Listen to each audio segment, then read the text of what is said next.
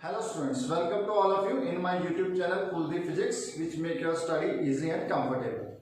तो बेटा last video के अंदर हमने बात की थी रेजिस्टेंस की और हमने चेक किया था कि रेजिस्टेंस किन किन फैक्टर्स के ऊपर डिपेंड करता है।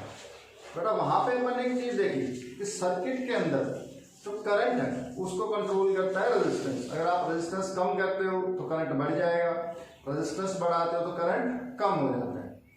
अब बेटा सर्किट्स के अंदर कई बार ये जो रेजिस्टर्स होते हैं ये सिंगल रेजिस्टर नहीं लगाया जाता, कई बार इनका कॉम्बिनेशन करते हैं।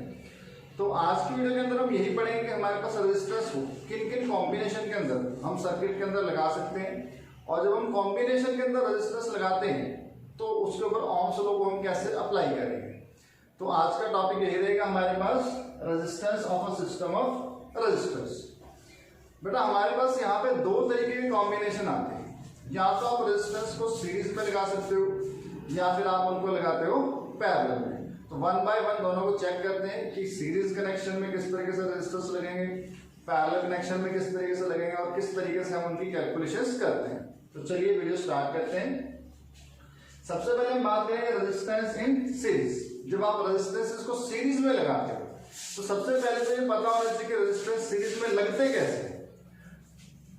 तो इसलिए when resistors are joint end to end, जब आप रेजिस्टेंस को एंड टू एंड ज्वाइन करते हो then the resistors are said to be connected in series. तो हम कहते हैं कि हमारे पास जो रेजिस्टेंस है वो सीरीज में कनेक्ट है। मतलब रेजिस्टेंस ये एक अपन मान लेते हैं, एक रेजिस्टेंस हुआ, इसके आगे दूसरा, इसके आगे तीसरा। तो आप इनको जब one end to end connect करते जाते हो तो इस कॉम्बिनेशन को हम कहते हैं सीरीज कॉम्बिनेशन। मैं यहाँ पे ड्रॉ करता जा रहा हूँ, साथ साथ आप चेक करते रहना।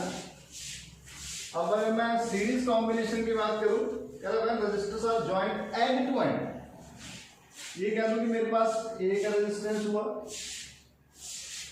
ठीक है। अब दूसरा रेजिस्टेंस इसके आगे ऐड कर दिया, ये मैंने दूसरा ऐड किया और इसी के आगे मैंने तीसरा ऐड कर दिया। तो इस तरीके से बेटा 1 2 3 4 5 आप इनको एंड टू एंड अगर ज्वाइन करते जाते हैं तो इस कॉम्बिनेशन को हम कहते हैं सीरीज कॉम्बिनेशन। तो अभी मान लेते हैं कि हमारे पास ये तीन रेजिस्टेंस है, इसकी वैल्यू मान लेते हैं R1, इसकी वैल्यू मान लेते हैं R2 और इसके मान लेते हैं R3। तो मैं कह सकता हूँ R1 R2 R3 are in series combination, मतलब वन आफ्टर अनदर। अगर आप रेजिस्टेंस को लगाते हो तो उसको हम कहेंगे सीरीज कॉम्बिनेशन। तो बेटा जब आप रेजिस्टेंस को सीरीज में लगाते हो तो अपने को चेक करना है कि करंट और वोल्टेज के साथ क्या होता है। उसके लिए एक एक्टिविटी हम परफॉर्म करेंगे, आपकी बुक के अंदर भी दे रखी है ना, तो उसको हम समझेंगे किस तरीके से हम इसके अंदर कैलकुलेशंस करते हैं। तो पहले मैं इसका डायग्राम कंप्लीट कर देता हूँ। ये तीन मैंने रेजिस्टेंसेस लगा दिए इन सीरीज। इसके अलावा हम कह सकते हैं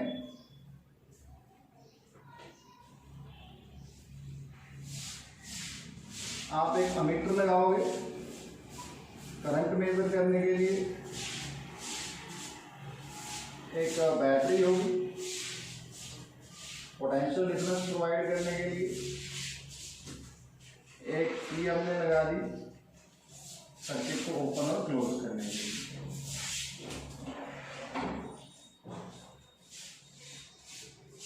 ठीक है, तो ये बेटा अपने पास सर्किट बनाया हमने, जिसके अंदर तीन रेजिस्टेंस R1 R2 R3 हमने कनेक्ट कर रखे हैं सीरीज के अंदर। तो सबसे पहले अपने को करना है सर्किट के अंदर करंट चेक करते हैं।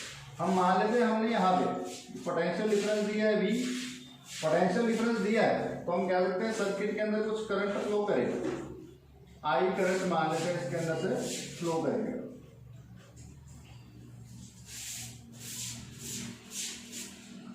तो सबसे पहला काम है इस करंट को मेजर करना। अब करंट किससे मेजर होता है? अमीटर से। तो बेटा आपको करना है इस अमीटर को आप अलग अलग पोजीशन में लगा के देखो सर्किट में। इससे पहले मैंने यहाँ लगा रखा है, इस अमीटर को मैं यहाँ लगा के देखूंगा इनके बीच में, फिर यहाँ लगा के देखते हैं, फिर यहाँ लगा के देखते हैं, और फिर आप कहीं और किसी पोजीशन पे इस अमीटर को लगा के चेक कर सकते हैं। तो जब बेटा आप इस अमीटर को अलग अलग पोजीशंस पे लगा के देखोगे तो आप ऑब्जर्व करोगे कि हमारे पास इस पूरे सर्किट के अंदर जो करंट है उसकी वैल्यू सेम आती है, वो चेंज नहीं होती। तो आप चाहे कहीं भी मेजर कर लो, हमारे पास जो करंट है सीरीज सर्किट के अंदर सेम रहेगा। तो हमने यहाँ पे लिख रखा है first point, in series, in a series combination of resistors the current is the same in every part of the circuit. इस पूरे सर्किट के अंदर किसी भी पार्ट पे अगर आप करंट चेक करोगे तो वो अपने पास रहेगा सेम, करंट की वैल्यू चेंज नहीं होगी। अगर आई करंट यहाँ फ्लो कर रहा है, वही आई करंट इसमें से फ्लो करेगा, वही आई करंट इसमें से फ्लो करेगा, वही आई करंट इसमें से फ्लो करेगा, और पूरे सर्किट के अंदर जो करंट की वैल्यू है वो सेम रहेगी। और इन अदर वर्ड्स कह सकते हैं the same current through each resistor, जितने भी रजिस्टर्स हैं इनके थ्रू अपने पास जो करंट है वो सेम रहेगा। ठीक है, तो ये तो पहली ऑब्जर्वेशन फर्स्ट एक्टिविटी से हमने निकाली कि अगर आप अमीटर को अलग अलग जगह प्लेस कर रहे हो तो करंट की वैल्यू सेम आ रही है, तो हम कह सकते हैं सीरीज कॉम्बिनेशन के अंदर जो करंट है वो हर एक रजिस्टर के अक्रॉस सेम रहेगा। सेकेंड एक्टिविटी में अपने को क्या करना है बेटा, आप एक वोल्ट मीटर कनेक्ट करो। सबसे पहले तो वोल्ट मीटर हम कनेक्ट करते हैं यहाँ, ये 2 पॉइंट्स मान लेते हैं एक्स और वाई। सबसे पहले हम इसमें क्या करेंगे, एक वोल्ट मीटर हमने ये कनेक्ट किया, वोल्ट मीटर हमेशा पैरेलल में कनेक्ट होगा, तो ये मैंने वोल्ट मीटर कनेक्ट किया। अब हम कह सकते हैं जब आपने वोल्ट मीटर कनेक्ट किया तो यहाँ पे आपके पास जो रीडिंग्स आएंगी वो कौन सी आएंगी, potential difference between x and y. इन 2 पॉइंट्स के बीच में जो पोटेंशियल डिफरेंस है वो आपको वोल्ट मीटर शो करते हैं, वो रीडिंग आप नोट कर लेंगे। ठीक है, आपके पास आ गई। उसके बाद क्या करना आपको, ये तो अपने पास टोटल पोटेंशियल आया तीनों रेजिस्टेंस के अक्रॉस एक साथ जब आपने मेजर किया। उसके बाद में हम क्या करते हैं बेटा, इसमें अलग अलग रेजिस्टेंस के क्रॉस पोटेंशियल डिफरेंस फाइंड करते हैं। उसके लिए हम कह सकते हैं कि अगर आप कुछ पॉइंट मान लो P Q S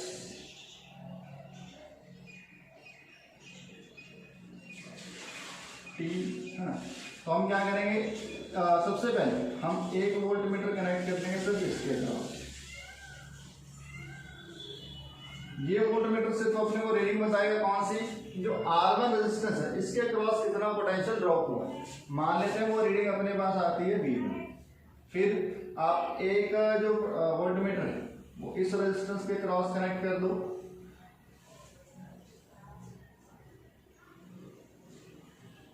यहां मान लेते हैं हमारे पास जो पोटेंशियल ड्रॉप हुआ, पोटेंशियल डिफरेंस इन दोनों के बीच में वो है V2। सिमिलरली आप 1 वोल्ट मीटर यहां कनेक्ट कर दो, ठीक है, और कह सकते हैं इन 2 पॉइंट्स के जो पोटेंशियल डिफरेंस है वो है V3। तो करा क्या हमने, पहले तो हमने एक्स वाई तीनों रेजिस्टेंस के क्रॉस एक साथ पोटेंशियल डिफरेंस फाइंड कर लिया कितना है। उसके बाद में हमने अलग अलग रेजिस्टेंस के अक्रॉस फाइंड किया पोटेंशियल डिफरेंस कितना है।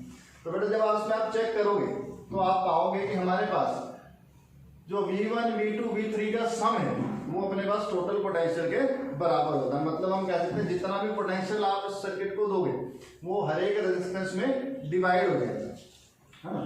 तो रेजिस्टेंस इसके अंदर डिवाइड हो जाएगा, वो इसको V1 पोटेंशियल मिलेगा, इसको V2 मिलेगा, इसको V3 मिलेगा, लेकिन इन तीनों का सम आप करोगे तो वो अपने पास टोटल पोटेंशियल जो आपने अप्लाई किया V इसके इक्वल होगा। ठीक है, तो इस एक्टिविटी से जो सेकंड पॉइंट हम यहाँ पे लिखेंगे,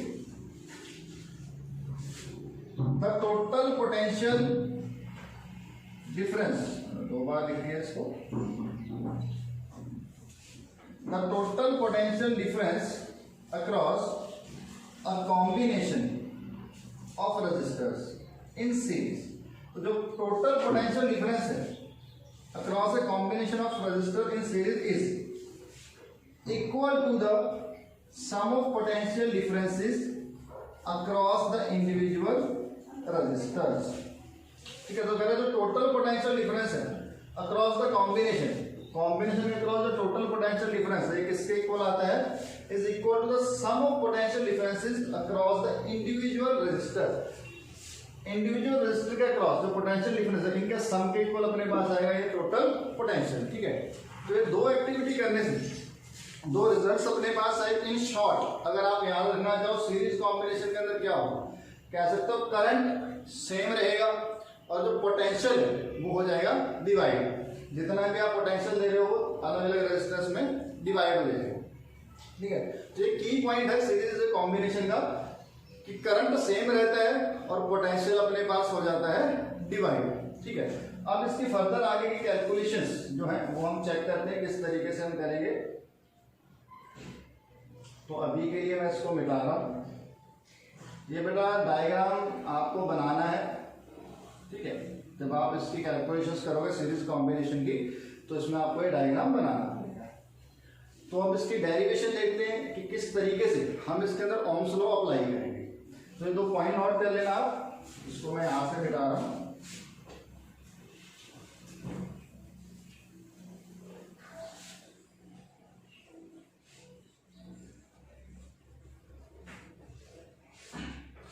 तो बेटा अगर सेकंड पॉइंट्स हैं, हमने लिखा था total potential difference across the combination of resistor in series is equal to the sum of potential difference across the individual resistors. तो इसके अकॉर्डिंग हम चलें तो हम कह सकते हैं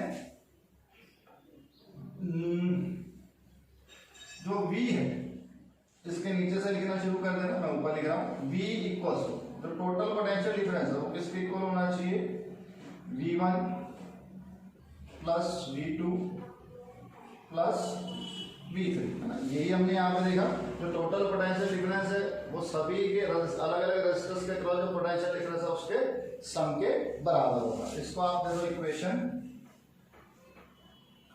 1।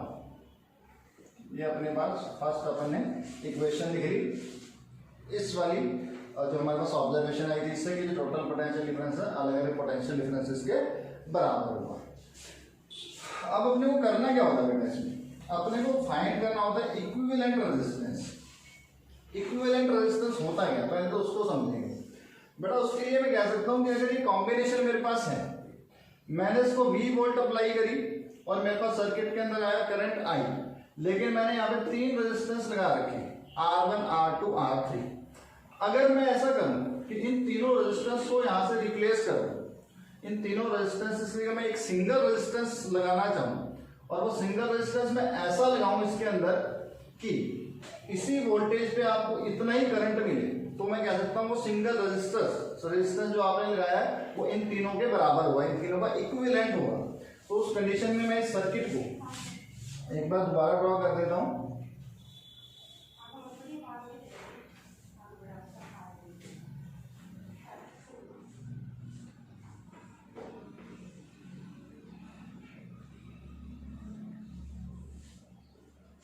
अब मैंने किया क्या बेटा, सर्किट में जो 3 रेजिस्टर्स थे इनको हटा दिया और इनकी जगह मैं एक ही रेजिस्टेंस लगाना चाहता हूं। वो मैंने अभी मान लिया, मैंने लिख दिया इसको RS, है ना। सीरीज कॉम्बिनेशन का है तो इन तीनों के इक्विवेलेंट जो रेजिस्टेंस है वो मैंने RS मान लिया। अब जितनी वोल्टेज आप यहां दे रहे थे V, उतनी वोल्टेज मैंने इसको दी और जितना करंट इसके अंदर फ्लो कर रहा था उतना ही करंट इसके अंदर फ्लो करना चाहिए।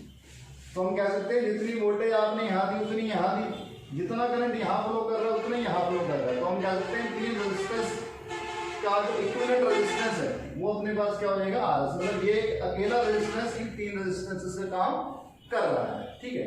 तो आपको इसमें फाइंड करना होगा RS की वैल्यू कि हमारे पास सीरीज कॉम्बिनेशन के अंदर इक्विवेलेंट रेजिस्टेंस आएगा कितना। तो उसके लिए हम कह सकते हैं by applying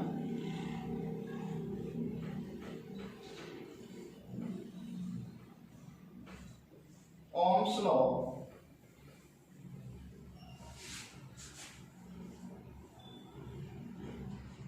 in entire circuit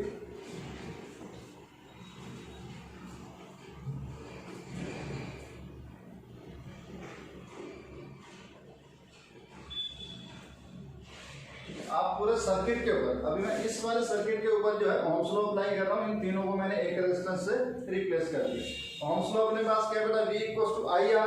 तो यहाँ पे मेरे पास जो ओम्स लॉ से इक्वेशन आएगी, जो टोटल पोटेंशियल है ये आ जाएगा I इंटू टोटल रेजिस्टेंस है मेरे पास RS, ठीक है। अगर इनको मैं रिप्लेस करके मानता हूँ तो मैंने एंटायर सर्किट, पूरे सर्किट के ऊपर इस लॉ को लगाया, मेरे पास आ गया V equals to IRS। Similarly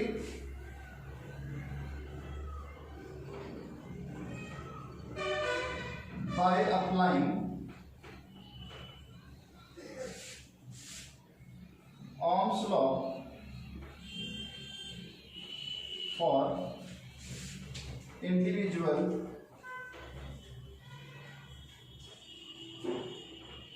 resistors resistances we have। अब यही ohms लो आप इनके ऊपर अलग अलग अगर अप्लाई करते हो तब अपने पास क्या वैल्यू आएगी। तो बेटा अगर मैं V1 की वैल्यू फाइंड करना चाहूँ, V1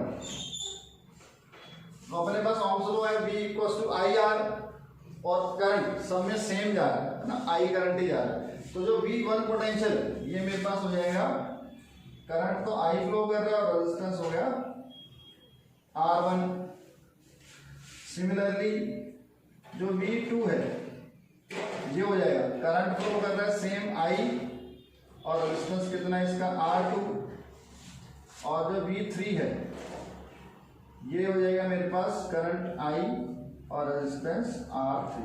तो बेटा किया कुछ नहीं है अपन ने, एक बारी तो इन सबको एक रेजिस्टेंस माना RS, इसके ऊपर ohms लॉ अप्लाई करी तो मेरे पास आया V equals to I RS। उसके बाद मैंने अलग अलग इनके ऊपर ohms लॉ अप्लाई करी और मेरे पास आ गया V1 I R1, V2 I R2 और V3 I R3। करंट सब में सेम है, वो हमने पहले ही देख लिया था, पूरे सर्किट के अंदर करंट सेम रहेगा। अब करना क्या है, इस V की, V1 की, V2 की और V3 की वैल्यू को इस इक्वेशन नंबर 1 के अंदर पुट कर देना है। Put these values in equation 1। First equation के अंदर जब आप सारी वैल्यूज पुट करोगे तो उस V की जगह मैं लिख दूंगा I RS equals to V1 की जगह लिखेंगे I R1, V2 की जगह लिखेंगे I R2 और V3 की जगह लिखेंगे I R3। ठीक है, तो कुछ नहीं किया मैंने, इस V1 V2 V3 की वैल्यूज को इस इक्वेशन के अंदर पुट कर दिया। अब इसमें आप क्या कर सकते हो, I और I सेम है क्योंकि करंट सेम है तो I हम कॉमन ले सकते हैं। तो अपने पास आ जाएगा I RS equals to I मैंने कॉमन ले लिया तो ब्रैकेट में बचेगा R1 R2 प्लस R3। और फिर यहाँ पे हम कह सकते हैं इस I से, इस I को आप कैंसल आउट कर दो तो ओवरऑल जो फाइनल रिजल्ट आपके पास आएगा RS equals to R1 plus R2 plus R3। ठीक है, तो बेटा यहां से आप क्या कंक्लूजन निकालते हो, अगर मैंने 3 रेजिस्टेंस सीरीज के अंदर लगाए हैं तो मेरे पास जो इनके इक्विवेलेंट रेजिस्टेंस होगा सीरीज कॉम्बिनेशन का वो क्या होगा, सम है ना। इनका अगर सम करते हैं इंडिविजुअल रेजिस्टेंसेस का तो मेरे पास इक्विवेलेंट रेजिस्टेंस आ जाएगा। ये तो बेटा अपन ने 3 रेजिस्टेंस कनेक्ट किए हैं, 3 की जगह 4 भी हो सकते हैं, 5 भी हो सकते हैं, 6 भी हो सकते हैं ना। तो उसके अकॉर्डिंगली अपन इस फॉर्मूले को जनरलाइज कर सकते हैं। इसको नोट कर लीजिएगा।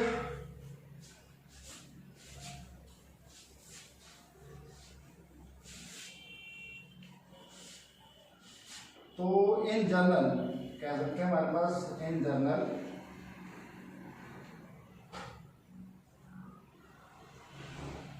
इन सीरीज कॉम्बिनेशन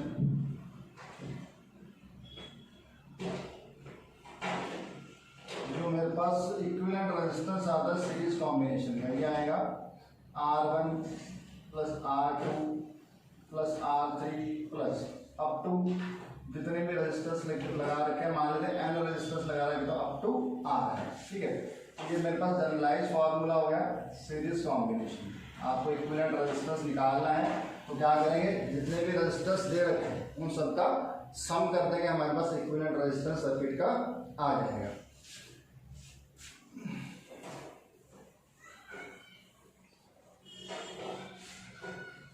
तो बेटा यहाँ से कंक्लूजन यही है, the resistance of the combination in series circuit is equal to the sum of resistances of individual resistances। इसको हम इन वर्ड्स में लिख सकते हैं। इन वर्ड्स अगर आप लिखना चाहो सीरीज कॉम्बिनेशन को तो हम लिख सकते हैं equivalent resistance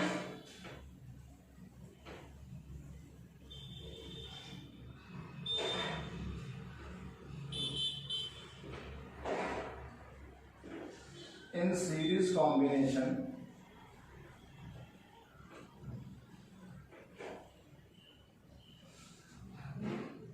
is equal the sum of individual resistances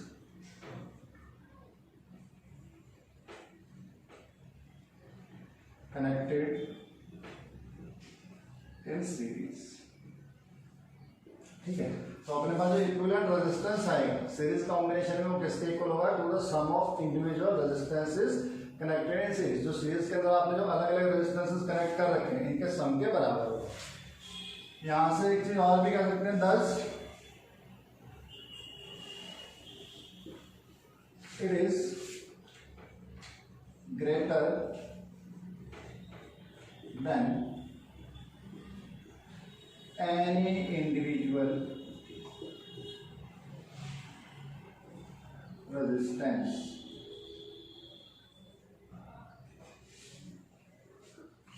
बेटा जो लास्ट लाइन लिखी इसका क्या मतलब है, हमने कहा कि हमारे पास जो इक्विवेलेंट रेजिस्टेंस है वो सभी रेजिस्टेंस के सम के बराबर होगा।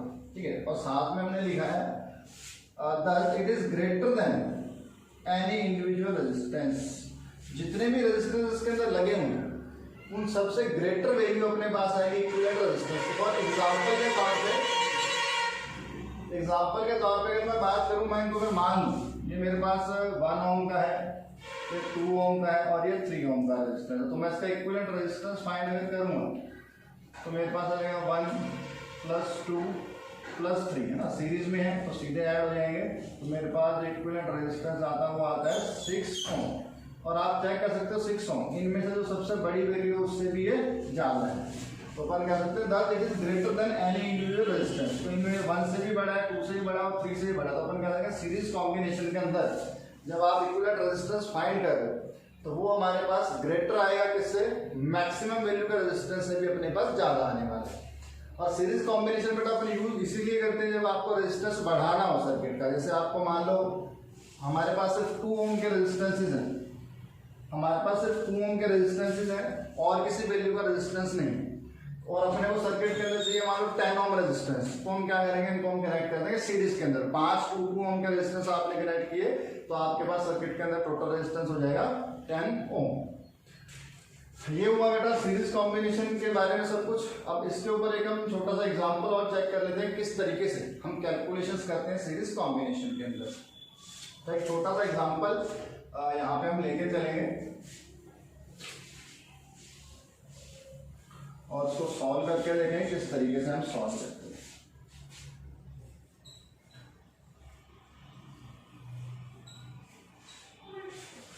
सर्किट बेटा आपको कुछ दे रखा है इस तरीके से। मान लीजिए आपने 6 वोल्ट की बैटरी कनेक्ट कर रखी है और यहाँ पे एक कंडक्टर लगा रखा है जिसका रेजिस्टेंस है 4 ओम, और यहाँ पे आपने एक बल्ब कनेक्ट कर रखा है जिसका रेजिस्टेंस आपको दे रखा है 20 ओम। ठीक है, और इस क्वेश्चन में आपसे 3 चीजें पूछी जाएंगी। जैसे first total resistance,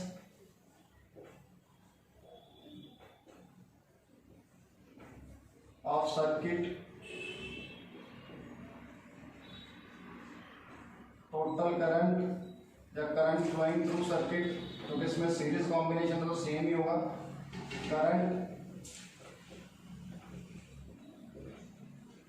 flowing through circuit, और थर्ड पार्ट में पूछ लेंगे potential difference across individual resistances.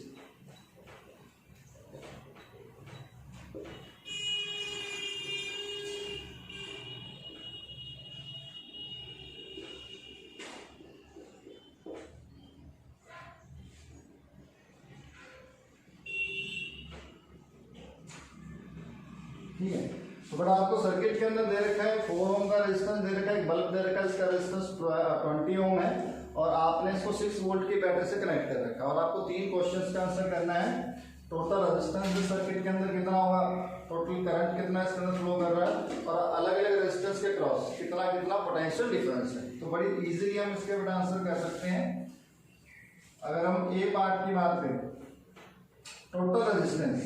अपन बेटा देख सकते हैं हमारे पास ये सीरीज में कनेक्ट है, दोनों सीरीज में कनेक्ट हैं, तो टोटल रेजिस्टेंस सीरीज का अभी अपन ने फॉर्मूला लगाया है, तो जो रेजिस्टेंस टोटल रेजिस्टेंस होगा सीरीज कॉम्बिनेशन में क्या होता है, इंडिविजुअल जो रेजिस्टेंस है उनको हम ऐड कर देते हैं, तो ये अपने पास हो जाएगा 4 ओम प्लस 20 ओम, तो टोटल रेजिस्टेंस अपने पास आता है 24 ओम। ये फर्स्ट पार्ट का आंसर हो गया, टोटल रेजिस्टेंस सर्किट का होगा 24 ओम। सेकंड पार्ट के अंदर पूछ रहा है current flowing through the circuit, इस सर्किट के अंदर टोटल करंट कितना फ्लो हो रहा है बेटा, उसके लिए आप कह सकते हो आपके पास ओम्स लॉ है जो हमने पढ़ी है, V equals to I R होता है ना, आपको करंट फाइंड करना है, तो यहां से अपन कह देते हैं आई की वैल्यू क्या होगी V अपॉन आर। अब यहाँ पे V आपको दे रखा है 6 वोल्ट और रेजिस्टेंस टोटल रेजिस्टेंस सर्किट का जो वो हमने फाइंड किया है कितना है 24, तो 6 अपॉन 24 इसको आप कैंसिल आउट करो तो 1 अपॉन 4 या फिर अपन कह सकते हैं 0.25 एम्पियर। ठीक है, तो ये हमारे पास जो करंट इस सर्किट के अंदर फ्लो कर रहा है उसकी वैल्यू आती है 0.25 एम्पियर। उसके बाद में आपको फाइंड करना potential difference across individual resistance, अलग अलग रेजिस्टेंस के अक्रॉस कितना कितना पोटेंशियल डिफरेंस है। उसके लिए बेटा हम कह सकते हैं अभी हमने फॉर्मूला देखा था, इस रेजिस्टेंस के क्रॉस अगर मैं पोटेंशियल डिफरेंस फाइंड करना चाहता हूं तो मैं फॉर्मूला ओम्स लॉ लगाऊंगा V equals to I R. तो पोटेंशियल ड्रॉप या पोटेंशियल डिफरेंस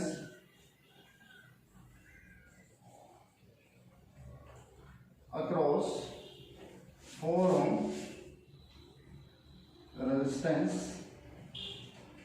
इज, उसको अपन V1 मान लेते हैं, तो V1 का फॉर्मूला बेटा करंट जो भी फ्लो कर रहा है इसके अंदर I, तो भी करंट सेम रहेगा series combination into R1 V पड़ेगा और यहाँ पे R1, इसको मैं मान सकता हूँ दो रेजिस्टेंस है, ये मेरे पास R1 हो गया, ये मेरे पास R2 हो गया, तो मेरे पास 4 ओम वाले रेजिस्टेंस के क्रॉस जो पोटेंशियल होगा उसकी वैल्यू आ जाएगी I की वैल्यू मेरे पास है 0.25 इंटू रेजिस्टेंस है इसका 4 ओम, 0.25 इंटू 4 ये आता है मेरे पास 1 वोल्ट। ठीक है, तो इसके क्रॉस जो पोटेंशियल ड्रॉप हो वो मेरे पास हुआ 1 वोल्ट का। सिमिलरली अगर आप फाइंड करना चाहते हो potential difference across 20 ohm resistance, तो इस केस में अपन कह सकते हैं इसको V2 लिख लेते हैं, V2 भी क्या हो जाएगा I R2 और I की वैल्यू अपने पास 0.25 और इंटू रेजिस्टेंस कितना है 20, तो 20 इंटू 0.25 ये अपने पास बनता है 5 वोल्ट। ठीक है, और बेटा हम ये भी चेक कर सकते हैं कि जो टोटल पोटेंशियल आपने दिया था 6 वोल्ट और हमने कहा वो दो पार्ट्स में यहाँ पे डिवाइड हो गए, और हमने स्टार्टिंग में देखा था कि हमारे पास जो टोटल पोटेंशियल है वो किसके इक्वल होता है, इनके क्रॉस जो पोटेंशियल डिफरेंस है उसके सम के। तो यहाँ भी अपन क्या कर सकते हैं, यहाँ पे मेरे पास 1 वोल्ट आ रहा है और वहां पे मेरे पास आ रहा है 5 वोल्ट, तो इन दोनों का सम मेरे पास टोटल पोटेंशियल के बराबर होगा जो कि गिवन है 6 वोल्ट। तो बेटा ये सब हुआ अपने पास सीरीज कॉम्बिनेशन के बारे में।